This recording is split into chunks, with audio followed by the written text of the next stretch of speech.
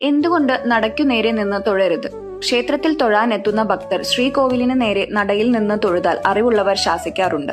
മിക്ക അമ്പലങ്ങളിലും ഇതൊഴിവാക്കാനായി വേലി കെട്ടിയിരിക്കുകയാണ് പതിവ്. നടയ്ക്കു നേരെ നിൽക്കാതെ ഇടത്തോ വലത്തോ നീങ്ങി ഏതാണ്ട് 30 ഡിഗ്രി ചെരിഞ്ഞു നിന്ന് വേണം തൊഴാൻ. ബിംബത്തിൽ കുടികൊള്ളുന്ന കാന്തിക രശ്മി അഥവാ ദൈവചൈതന്യം ഭക്തനിലേക്ക് സർപ്പാകൃതിയിലാണ് എത്തിച്ചേരുന്നത്. ഈ സമയം കൈകാലുകൾ ചേർത്ത് ഇരു കൈകളും താമരമുട്ടുപോലെ പിടിച്ച് കണ്ണടച്ച് ധ്യാനിക്കണമെന്നാണ് വിധി. അങ്ങനെ ചെയ്യുമ്പോൾ പരസ്പരം സ്പർശിക്കുന്ന വിരലുകൾ വഴി തലച്ചോറിലെ പ്രാണോർജം അതിശക്തിയായി ശരീരമാസകലം വ്യാപിക്കും. ഇത്തരത്തിൽ പ്രാണോർജം വ്യാപിക്കുന്ന വഴി ആചാര്യന്മാർ വെളിപ്പെടുത്തിയിട്ടുണ്ട്. പൃഥ്വിശക്തി ചെരുവിരൽ വഴിയും, ജലശക്തി മൂതിരവിരൽ വഴിയും, അഗ്നിശക്തി നടുവിരൽ വഴിയും, വായുശക്തി ചൂണ്ടുവിരൽ വഴിയും, ആകാശശക്തി പെരുവിരൽ വഴിയും സൃഷ്ടിക്കപ്പെടുന്നു. പൃഥ്വിശക്തി ശരീരബലം നൽകുമ്പോൾ ജലശക്തിയാകട്ടെ പ്രാണവികാരബലമാണ് നൽകുന്നത്. അഗ്നിശക്തി മനോബുദ്ധിബലം നൽകുമ്പോൾ വായുശക്തിയാകട്ടെ ബോധബലം നൽകുന്നു. ആത്മബലം നൽകാൻ ആകാശശക്തി ഉപകരിക്കും.